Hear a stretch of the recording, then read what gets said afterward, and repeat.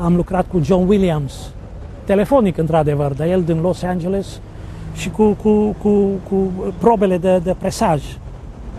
Omul avea o ureche, spunea pe banda 3 la 2 secunde jumate de la începere, aud un fâșii sau un cârit stânga sau dreapta sau nu știu ce. Și acolo era câritul, într-adevăr, și trebuia să-l luăm de la capăt. Un master nou, să tăia din nou toată placa și așa mai departe. Am învățat foarte mult. În primul rând că am învățat tehnica digitală, care este extraordinară. Dar am contacte cu artiști care veneau. Supertramp au fost pe la noi. Helen Schneider, o cântăreață americană care trăiește în Germania, o voce fabuloasă. Toți care făceau plăci la noi au venit odată sau mai de multe ori să vadă unde se fac plăcile lor sau casetele sau nu știu ce.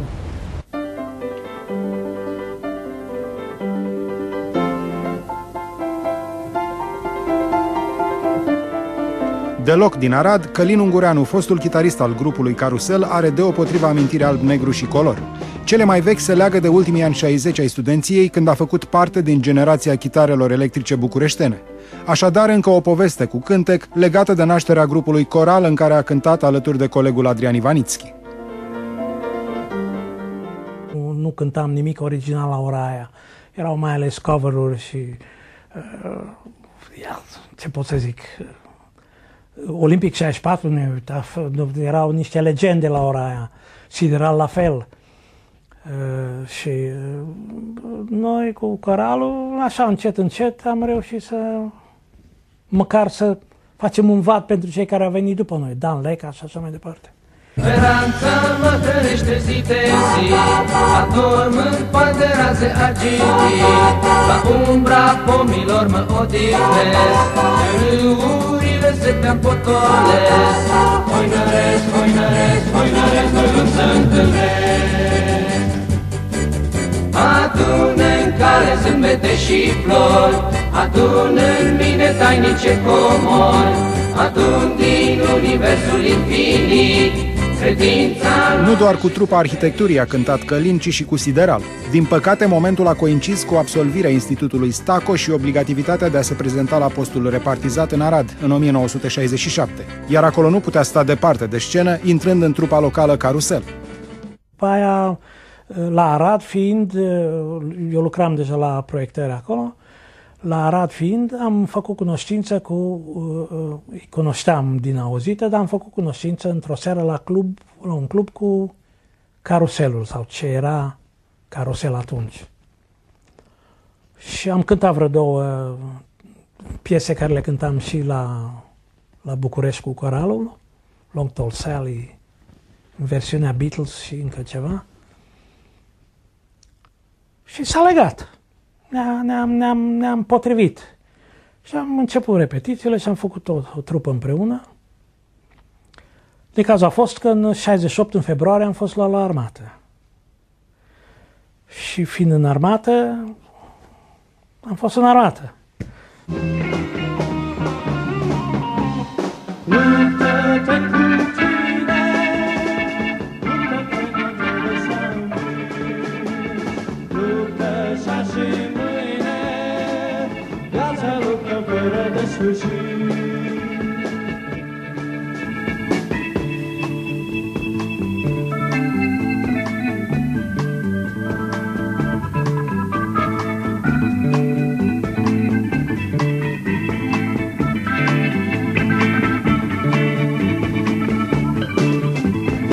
Revenit la Carusel în 1969, după stagiul militar, Ungureanu cunoaște alături de colegi lansarea trupei la nivel național. Încep turneele în zonă, dar și contractele pe litoral, vara ori la munte, iarna.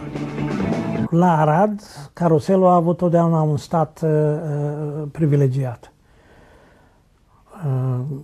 Aveam un network, relații bune acolo și în conducerea orașului și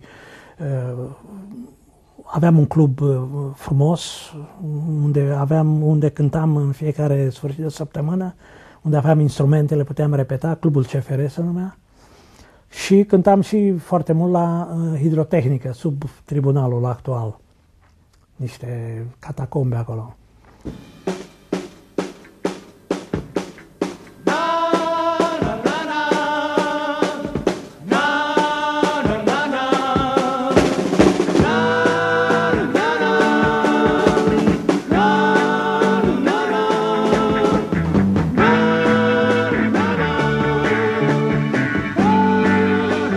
Imagini document de la cel mai mare festival național de muzică pop care a fost organizat vreodată cu grupuri autohtone în regia Institutului de Arhitectură din București.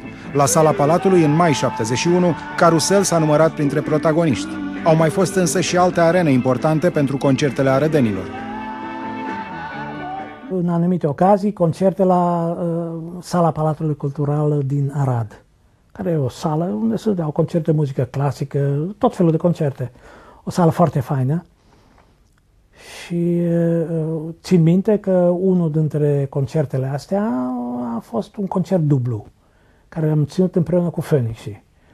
Ei având instalația sonoră mult mai bună decât a noastră și amplificatoare mai serioase, am folosit și noi de ele. Colaborare care s-a dus până la București, la festivalurile de pop și de primul și al doilea. Fac o divagație aici. Atmosfera de la festivalurile alea a fost senzațională, la amândouă. Pentru că toate trupele care erau acolo, și erau multe, puneau instrumentele pe scenă și fiecare se folosea de ce avea nevoie. Nu că aia e a mea, gitara aia, nu. Aveai nevoie de un Hammond, era un Hammond acolo. De Fender, de amplificatoare, gârlă, nicio problemă. Asta a fost ceva nemaipomenit.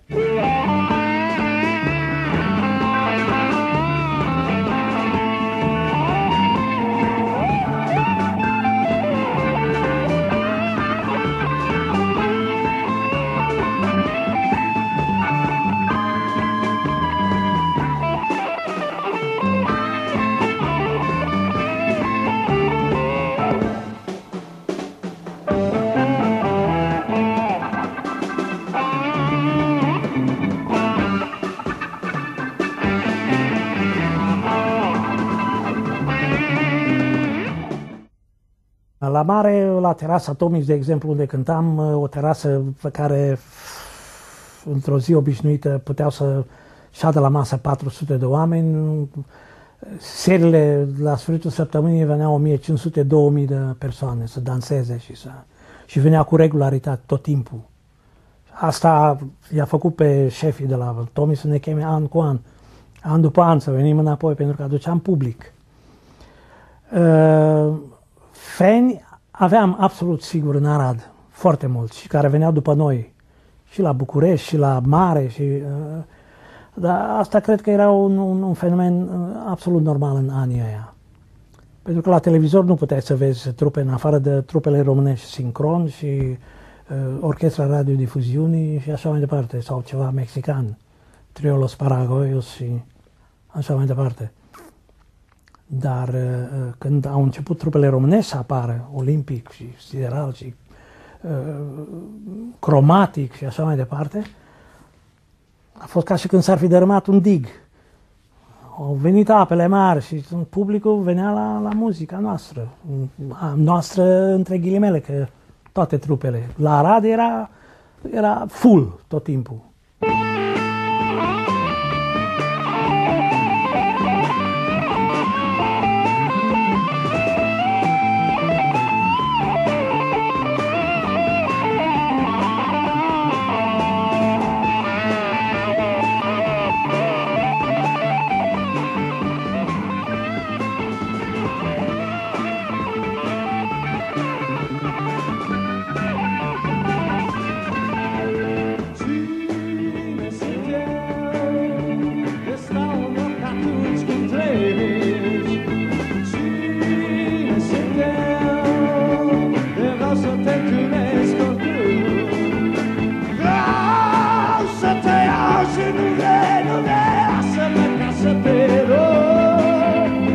Cine ești tu, fetița tu, o și cu părul Singura filmare TVR în care apare Carusel este un festival din 1972 la Sala Palatului.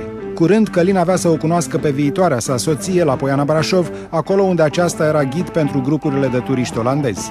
Datorită căsătoriei și prin urmarea depunerii actelor de plecare legală din țară, chitaristul a părăsit grupul. Niciodată n-am dorit să plec, pentru că, în primul rând, statutul de muzicant la ora aia era un statut bun. Eram plătiți foarte bine, aveam atestat A sau A1 solist, erau bani foarte frumoși. Un salariu care era mai mare decât al unui inginer într-o fabrică serioasă. Deci noi câștigam 100-150 de lei pe seară, care într-o lună sunt foarte mulți bani. Având hotel, având masă asigurată, totul, banii ăștia, noi investeam în instrumente, în aiureli, în fleacuri. Deci asta iar cu libertățile politice și de libertățile individuale, sigur că știai la un moment dat că nu poți vorbi despre anumite lucruri, mai ales în ultima perioadă, după 71, 72, când au venit regulile ca să nu se mai cânte în engleză, părul să fie nu știu ce, uniforme, toți. Rebeliunea a oricărui tânăr e să... Dar de ce? Aia am simțit-o și eu și nu mi-a plăcut, aia nu m-ar fi făcut să fug din țară niciodată. Nu pot să-ți dau ce vrei tu.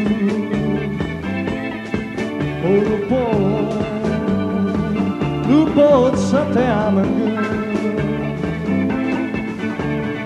Chiar dacă spui cuvinte dulci, nu pot să mă schimb, așa sunt eu, dar nu știu să te privesc când vrei. Nu știu să-ți răspund când vrei. Chiar dacă spui cuvinte dulci, nu pot să mă schimbi, așa sunt eu, dar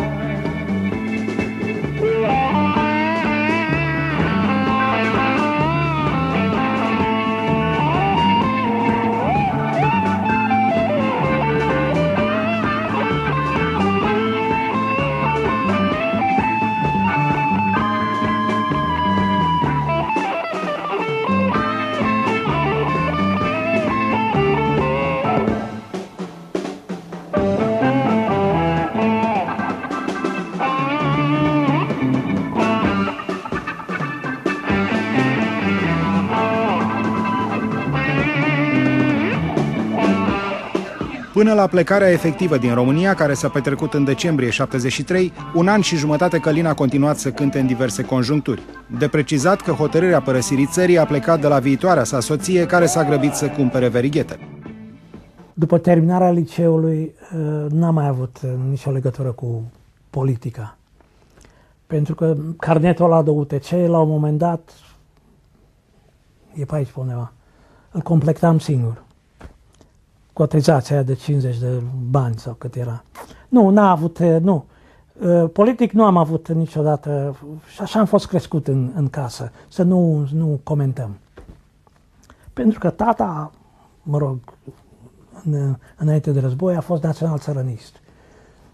Din țărăniștii aia adevărați. După război a avut probleme foarte mari cu nou regim și așa mai departe. Și atmosfera din casă, din familia noastră, a fost să nu se discute despre treaba asta.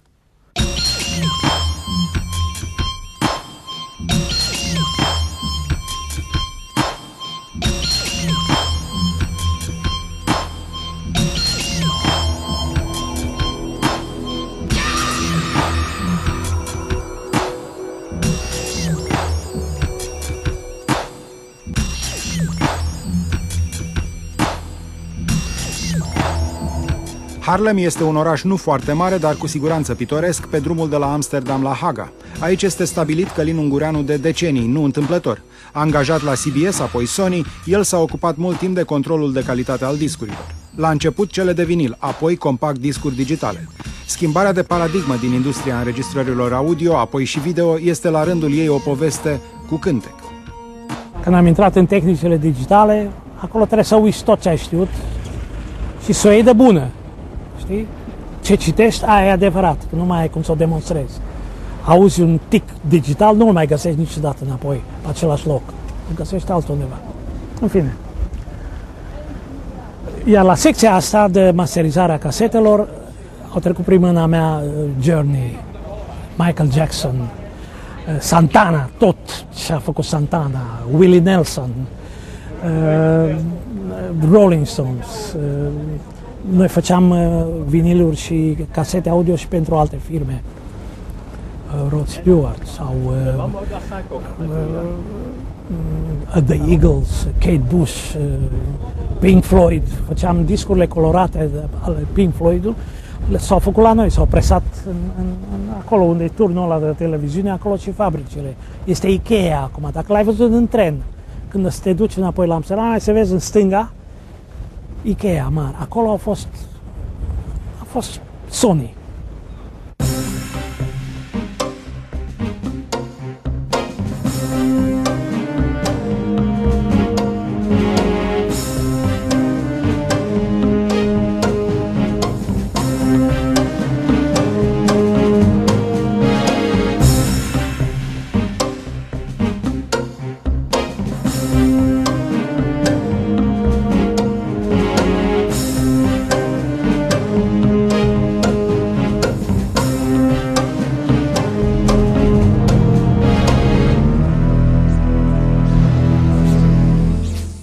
În momentul în care au apărut CD-urile pe piață, s-a schimbat roata. Tot mai puțin persoane, pentru că controlul se făcea automat, digital sau așa mai departe. Era nevoie numai de personal care să știe să citească print-out-urile, știi? Și ieșea de la imprimantă. Nici o problemă. Însă, finalul este că în 89,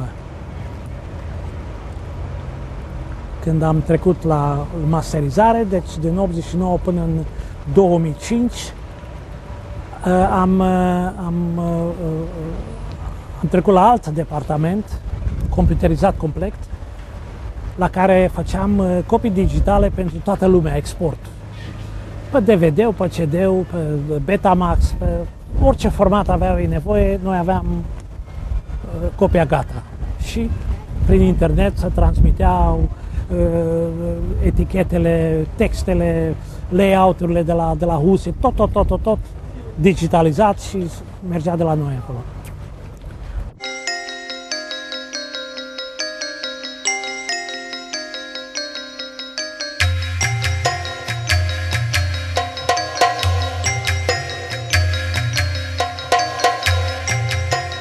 În 2005, Sony a fuzionat cu concernul BMG, iar funcția unicată a lui Călin n-a mai putut exista decât în America. În apropierea pensiei, acesta n-a avut de ce să opereze încă o schimbare de domiciliu majoră. Dar să deschidem și capitolul familie, cea care de altfel i-a schimbat viața lui Călin. Ajungând în Olanda, și după cum știi, primii 4 ani, jumate, 5 ani, lucrând în 3 schimburi, n-am prea avut când să fac și copii ca lumea. Și după aia, băiatul meu s-a născut în 78 și fata în 80. Părinții mei au fost de 2 ori aici, însă am fost noi cu copiii. Când Rick avea 4 luni jumate, noi am fost deja în România să-l prezentăm, nepotul, băiatul. Și am fost și cu amândoi acolo și am fost de multe ori. Aproape anual mergeam în România înapoi, până în 88. Nu, poate 84. Când în 88 au fost părinții mei aici ultima dată.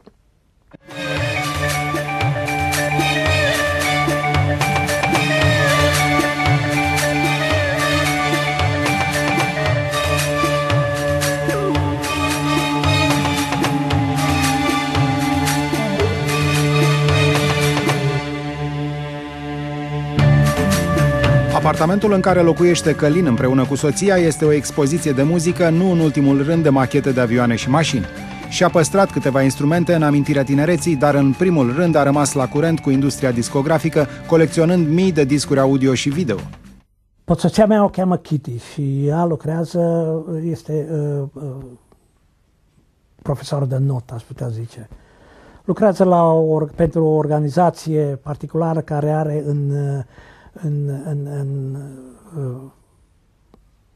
în grijă toate bazinele de not din oraș, nu numai în oraș, și în Olanda are multe. Și ea este la unul din aceste bazine. Acum este un bazin în aer liber. Și dă ore de acvarobic, de not, supraveghează și așa mai departe. Fiica mea, Dana, este account manager, cum s-ar traduce asta bine în românește? Este responsabilă pentru o firmă care face reclamă prin birou la care lucrează ea.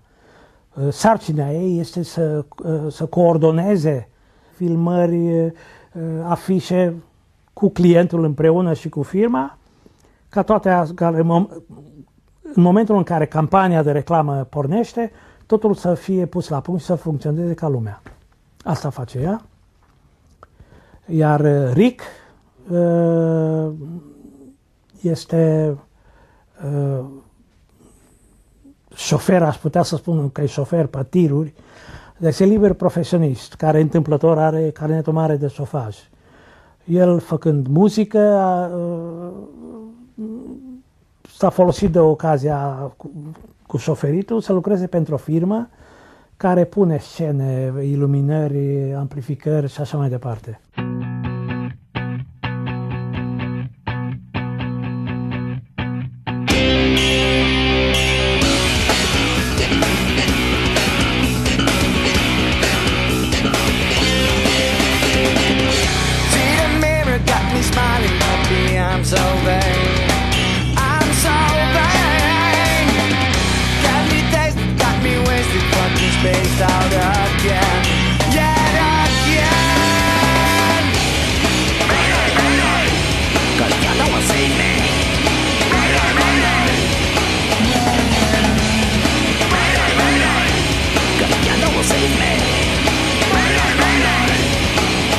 Câteva secvențe din clipul fiului Rick în care apar sora sa Dana și soția Meike, cu care are și o fetiță pe Zoe.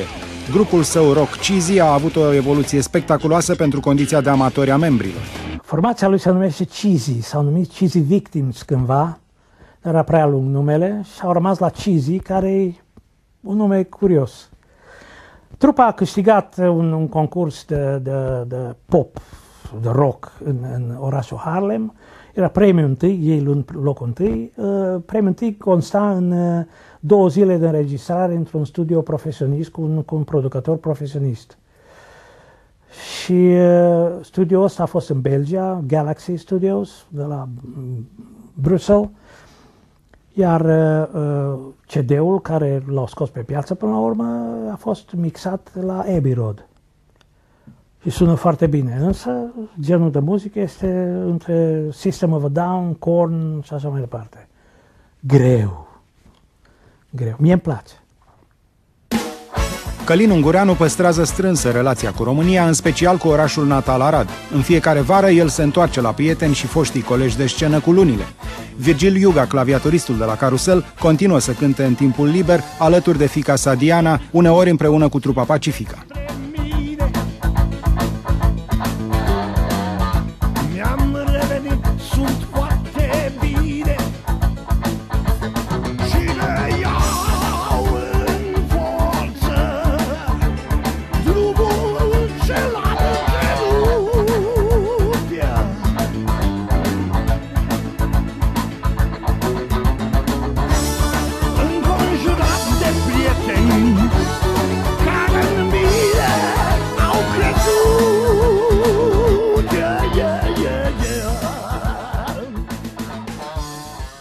M-am dezobișnuit de ritmul și de modul de viață din România. M-am dezobișnuit pur și simplu.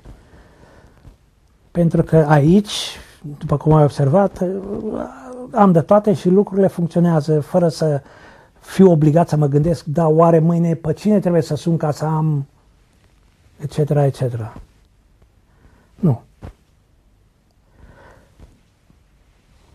Nu știu, probabil că lucrurile se vor îndrepta încet, încet. Dar pentru mine sunt cam prea încet. Nu pot să... Însă 6 luni, asta cu mare plăcere. Dar să nu stau degeaba. Că dacă stai degeaba în România, nu e bine. Nici aici nu e bine.